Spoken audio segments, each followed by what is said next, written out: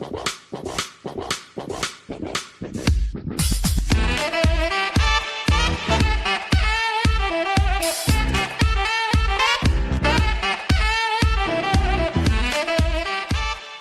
up YouTube? My name's Quickie, welcome back to the channel. Not disease ridden, that's good. Today, I'm not in the shop. I was in the shop and now I'm not.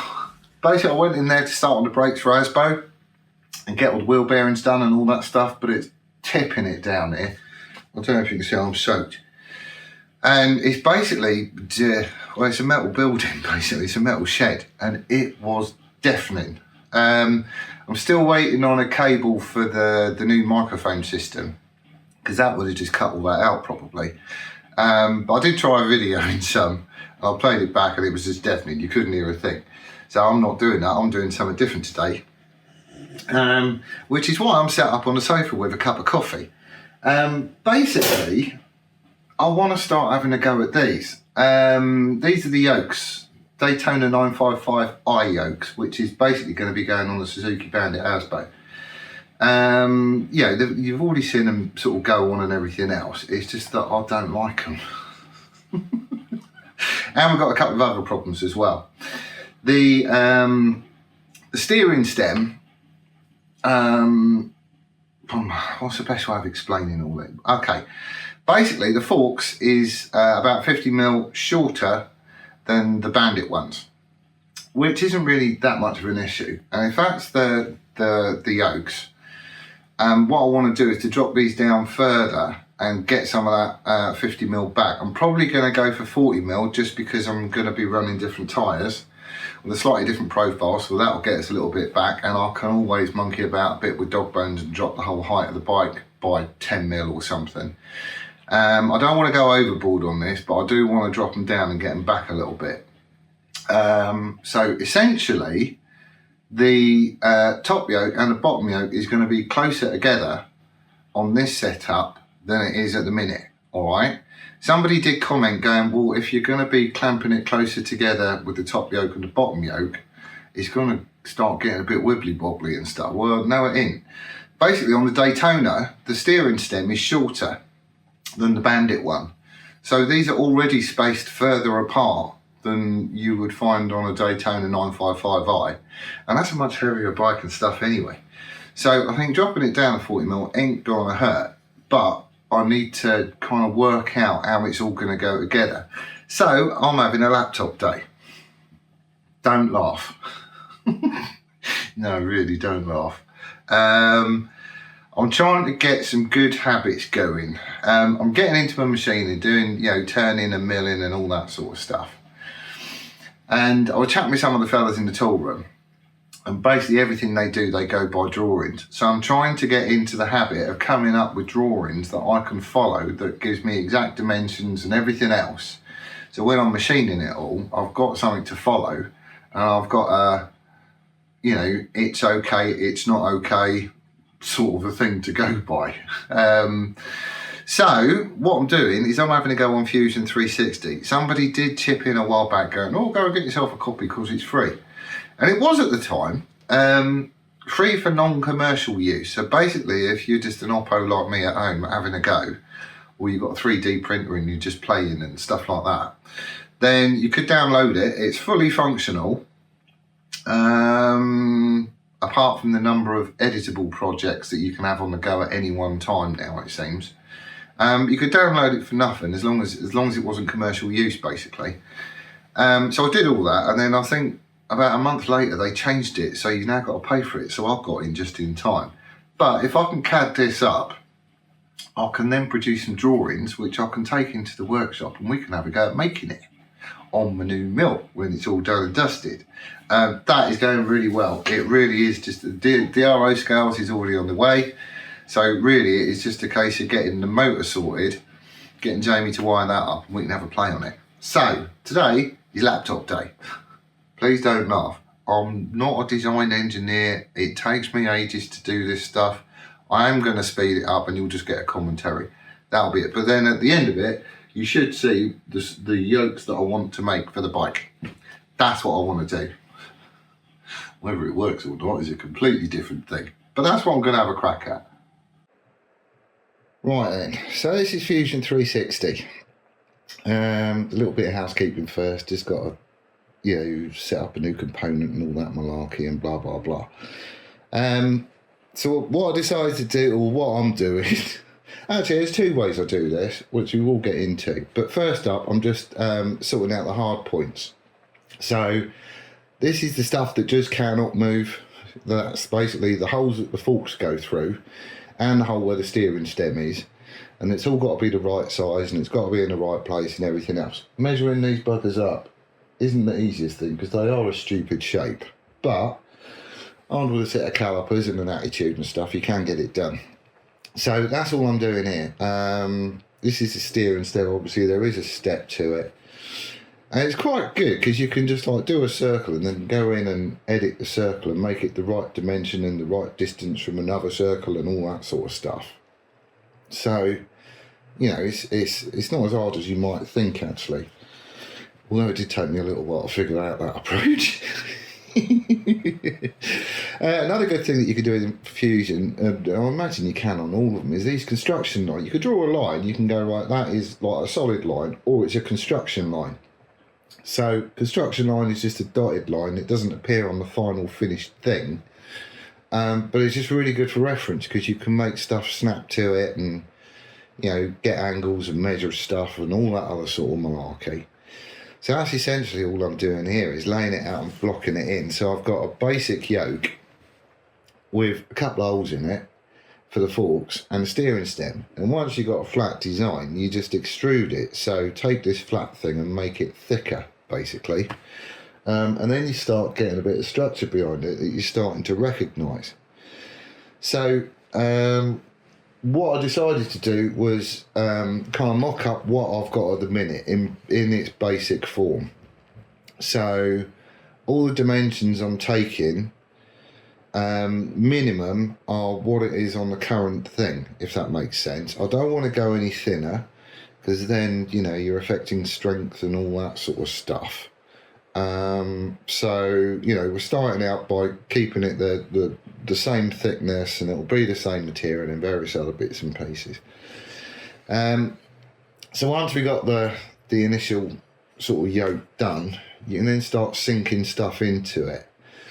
So this top bit, that's obviously where the nut goes currently. I'm going to have to change that, but I just want to, I'm going to be remaking another nut on the top basically, and then there's a step on the underside that the steering stem sits into. So that's all good, same sort of thing, just draw another circle and then push it back a bit. But it's very much kind of rinse and repeat.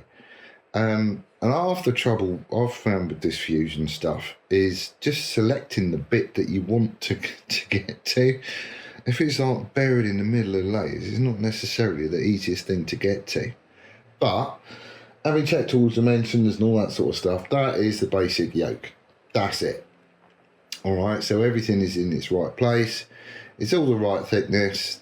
So this is measured from the top of the yoke to the very underside of it. There is a step down of 10mm or something, but that's basically it. That's the block. So in there somewhere is the yoke that I want to make. So this is where those construction lines come in handy. See, a 12-year-old would have this done already, but I ain't got that long to do it. So this is going to be spread out over a couple of days, and you're just going to get a running commentary on it. But anyway, this is where those construction lines I was talking about come in dead handy, because you can lay stuff out without actually affecting the design of the yoke, and you can make them parallel and all that other sort of stuff. One annoying thing is that the equals constraint is right next to the parallel constraint, and I'll keep getting confused.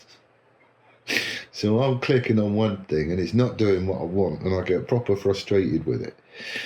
But there you go, practice makes perfect. I haven't been doing this very long. So here, literally all I'm doing is marking out these slopey bits on the top that I've got, because I quite like them, and I wouldn't mind keeping them on like the finished thing. I just want to change the height of it all basically, and a few other little features. Like we're not going to be having a a mount for the ignition, because that's not going on here. I just want to keep them real simple and clean. So that's what's happening basically. So anyway, once I've got all these construction lines, you do get points, intersecting points, on the modelled object and your construction lines. So then you can start, sort of turning those construction lines into solid lines that you can then use in the design, if that makes sense. There is an awful lot of flipping between menus and all that other sort of stuff, but you sort of get the gist. So now I've got my layout lines sorted. I can delete the lines that I don't need. So I've now just got references on top. And I can start making this little slopey bit in the middle, which, there's probably a better way of doing it. I couldn't think what it was. So I cheated, basically. But I've got the sides where the tubes go through for the forks, the correct height, and I got the centre height correct. So now it's just a case of joining the two. That was a proper faff. So all I end up doing is drawing like triangles on one end, triangles on the other end, and then sort of connecting them and getting rid of the bit in the middle. I know there's going to be a way of doing it. You could probably just do like half the yoke and then mirror it on the other side, but I haven't figured out how to do that yet. Not at all. So I keep getting these little errors pop up as well, which is really annoying, but it is what it is. CAD is very, very powerful, it has to be said. It really helps if you know what you're doing. There's loads of like tutorials and stuff on YouTube, and I must admit that's kind of where I started from. But just playing about and making different shapes and all that sort of stuff, well, for me it was a big help. Because you sort of quite quickly learn what you can do and what you can't do, and better ways of doing things and all that sort of stuff. So, each to his own, I suppose, but that sort of worked for me. And I am dead new into CAD. I hadn't done any of this sort of stuff before. So there I've got a triangle on each side. So now all you've got to do is select one of the triangles on one side and the one on the other, and then use something called Loft, which basically joins one shape to another, and you can either fill it in or get rid of it, or do whatever. But I just found that was the easy way of doing it. Like I say, there's going to be a better way, I just don't know what it is. But at least I'm getting the results I need. I don't really care how I get the results I need, because once I've got the overall thing, then I can take dimensions and stuff straight off of it. So that'll be alright. And the other thing I'm thinking about here is machining it. So this is all going to have to be done in the mill, basically. But it's how you're going to hold the damn thing to actually be able to machine it and get stuff flat and in the right place and on dimension and everything else. And that does sort of change the way that you do it. So what I'm doing here is I've got the basic shape, so now it's just a case of stretching it top and bottom. So I've got the top of the yoke where I want it and the bottom of the yoke where I want it, and then I've got to monkey about with the shape of it to get it to look nice. But essentially this is what's going to be dropping the forks down, so I can get back that missing length of fork that the Bandit's got, but the 955i doesn't. And this is basically it. That's what it's going to be like, which looks horrible. It really does look horrible. And it's going to weigh a ton as well, so we need to start hollowing some of this stuff out. So with the drop yokes and stuff, obviously I want to keep the strength there, so everything's keeping the same thickness to it. But I want to sort of, whittle it out and make it look a bit nicer looking. So that big chunky bit underneath it all, that needs to go. So it just ends up looking like a bent bracket, basically. I know what I mean. You'll see what I'm doing. We'll get there, honest. It's just going to take me a while, that's all. So I spent ages trying to faff about and find a way of doing this, and decided, all right, we'll just do it sort of as an elevation, put some more reference lines in, and then just join it all together. I do go back to this method quite a lot, actually. It makes sense in my head. So on one side, all I'm doing is like a the shape of the cutout that I want on that side, and then again I'll flip round to the other side, have it square on and do a shape of the cutout I want on that side, and the slopes will be parallel. So where it goes from the very top of the yoke down to where the fork tube is going to sit, all we're doing is mirroring that angle, because then I figure once I do stick it in the mill to start chomping some of this stuff out, at least I'm going to have a flat surface that I can fix your stuff down to, and I can, you know, at least I stand a chance of getting them straight and level and, you know, parallel to one another really, because otherwise it's going to look like poo. So again, it's just throwing a case of all these construction lines in there, getting them all set to the right angle, getting them all the right distance apart from the top of the yoke, and blah blah blah, and we end up with a shape sitting out in front of the yoke that if you was to look on that end, that would be the shape of the cutout. So there is just a case of spinning it around. Oh hello, what am I doing here? I don't know what I'm doing there. Oh no, that was it, just transfer. So I've got the shape on the front, now I'm doing lines to the back. No, it's the other way around. I've got the shape on the back and I'm now transferring the lines to the front, following the angle at the bottom of that slope. So just so I've got some references, we join all that lot together and make sure it's all parallel and everything else, and then I'll flip it around and use that as the baseline to do the shape on the front of the yokes, if that makes sense. Because then once I've got a shape there, I can just loft the two together again, cut the bottom of the yokes out, and we'll start getting a bit of shape to it. That's a really annoying thing. If your points don't join up, you can't make shapes out of it. You spend ages faffing about trying to make it happen. It's quite easy to lose your place as well, because as you're moving the cursor and everything else around, you know, it changes scales and all sorts of stuff, and there's an awful lot of jinking about basically. But anyway, so now we're on the front of the yokes again, just putting all the reference lines in, getting them parallel to the slopes and right distance apart and blah blah blah. You've seen it all before, and this is just basically building up the shape, so I can loft the two bits together and chomp out that middle bit. It will make sense when I do it. More warnings popping up. I don't know what I'm doing to get them. I really don't. If you click on them, they do give you a bit of detail, but the descriptions don't help either. So anyway, there we go. So I've got a shape front and rear. And now I've just got to turn those construction lines into solid lines, so it's essentially a shape, front and rear. And then you loft the two together, that one and that one, join the two, and you can chomp out the middle bit. Woohoo! See, it's starting to look all right, isn't it? It's sort of getting there. Fundamentally, I've got to go with this sort of design just to get the geometry of the bike back. The Bandit yokes is basically flat. The 955 yokes aren't. They do have a little bit of a dip down. Whereas on this one, obviously, we're going with a lot of a dip down, like an extra 40 mil or whatever it was. So once we've got the basic shape, I just started mucking about really, seeing what it would look like with all the edges rolled over and all that sort of stuff.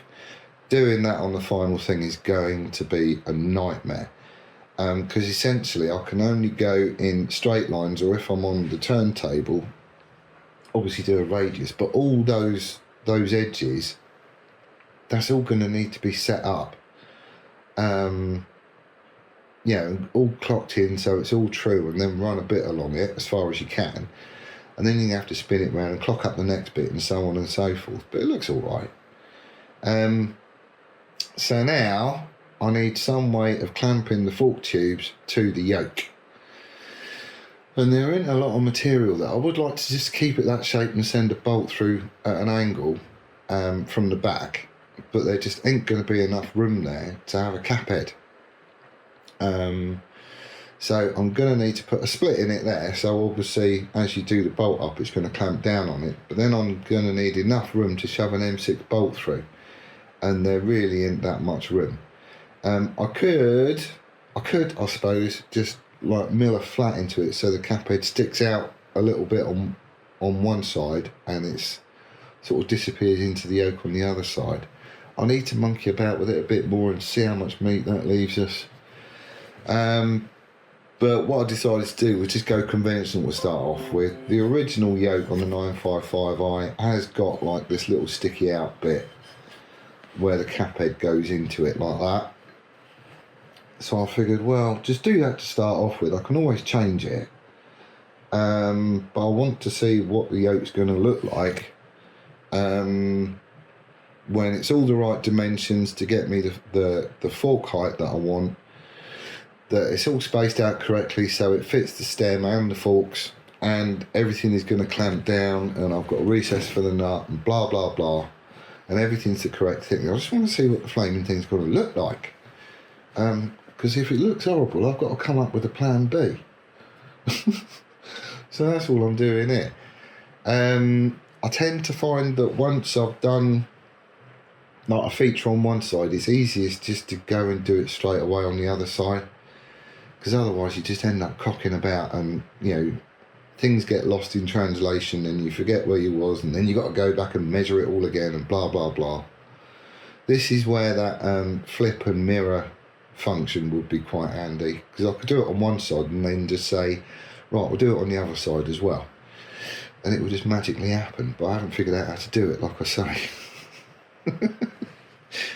The more you use it, the better you get. So it's just a case of practice makes perfect, I think. So anyway, here I'm just doing the bolt holes for the clamp.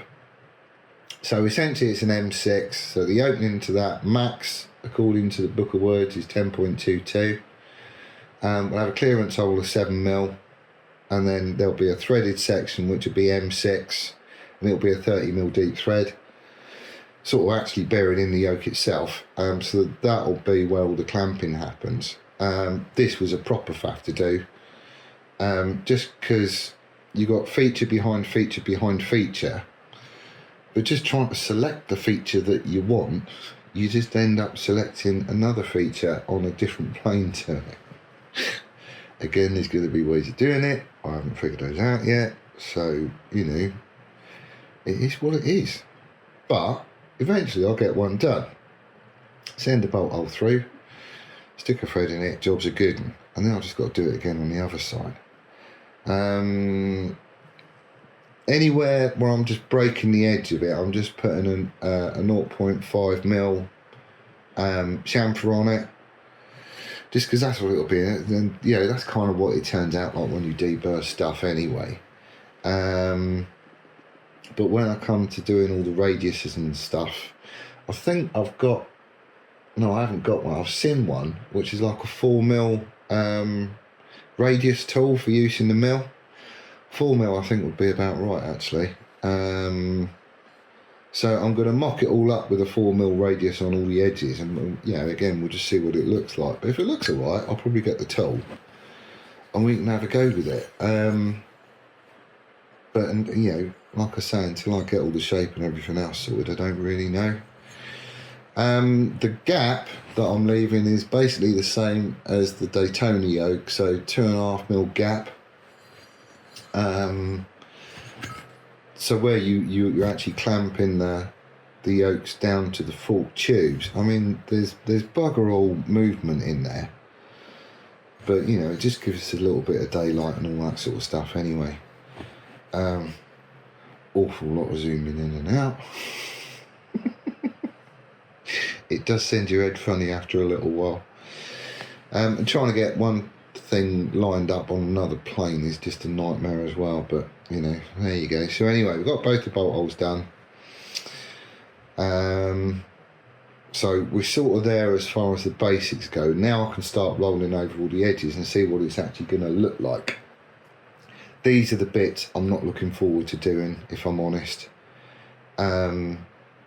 Just because for setting it up and then doing a run with this roundover tool is just going to be horrible.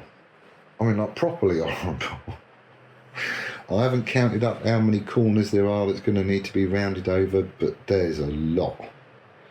Some of it you'll be able to do sort of like that bit that we're just going around and doing at the minute. If I centralise the hole up for the fork tube, and you know, you can use the rotary table when I come and get that on Sunday, then as long as I know the angles that the main body of the thing comes out at, yeah, maybe that'll simplify it down. I don't know, we'll just have to figure it out. So that is kind of what I'm thinking of making. So anyway, once you've got your basic design, you can then make some drawings out of it, and this is the whole reason for doing it. Oh no, sorry, what I'm doing here is saying what the material is going to be that I use to do it. So just for argument's sake, I chose 6061. Said that's what it's made of, and you can see it weighs just over 1 kilo. So all that underside is going to need to be hollowed out and shed some of the weight without losing any of the strength. So we're going to kind of copy how the original was done. Anyway, once you've got your basic thing done, you can then start producing drawings, and this is what I want at the end of the day anyway.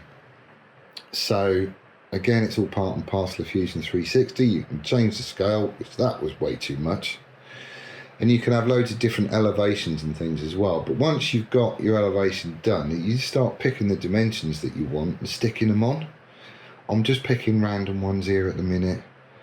But you get the gist, and you can grab a thing and you can get like side view and, you know, plan view and all this stuff. You can pick out the radiuses and, you know, angles and pretty much any dimension that you want, centres to centres, you know, anything, because it's all taken off the model. Well, that's it then, I think. Oh, that took me ages, ages. If you have a look, if you go back and have a look on the screen, you know, in the video and stuff, have a look at the date and time. I don't have a lot of time to do this, so this is another day. But it just took me ages to get that lot done. Thing is, it's going to be better than these, I think. I still get like because I quite like this little slopey bit at the top.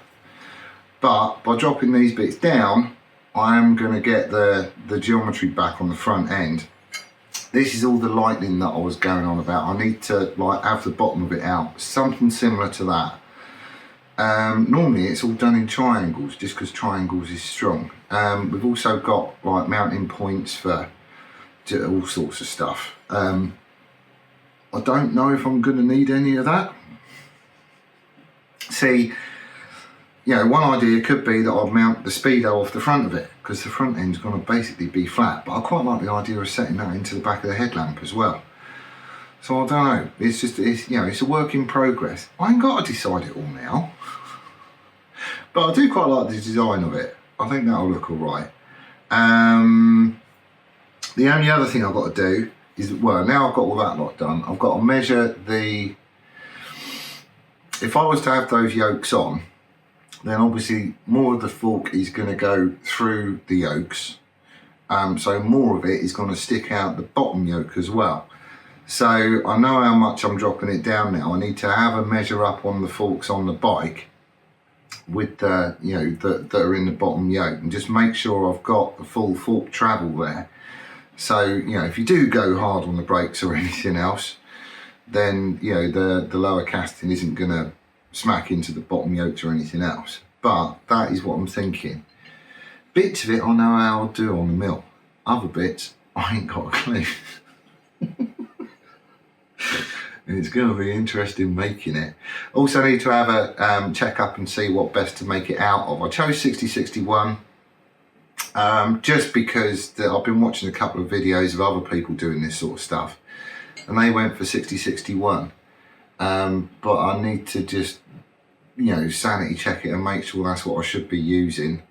And once I've got an idea as to how I would machine it, there may be a couple of tools that I need to get. You know, a couple of bits and stuff, like the round over tool to do all the chamfering and that, you know, all the rolled edges. I'm going to need to get one of them. But we'll see, we'll get there, we'll get there. So anyway, that's how I spent my rainy day. I am going to be back in the workshop tomorrow. and I don't care if it's tipping down. There's stuff I need to be doing. Anyway, I thought I'd show you this. If anyone is looking to get into CAD, I would suggest watch a truckload of YouTube videos, because once you get the basics, you know, a general idea as to how it works and what you can use it for and everything else, it's just a case of mucking about. I haven't got the best way of doing it. I'm still learning. You could probably get that done in like a fraction of the time if you knew how to use the software. But you know, over time I'll get better at it, I suppose. Same as anything. Anyway, that's where I'll leave it today. Thank you ever so much for joining us. There will be another video, and we'll see you again on the next one. Layers!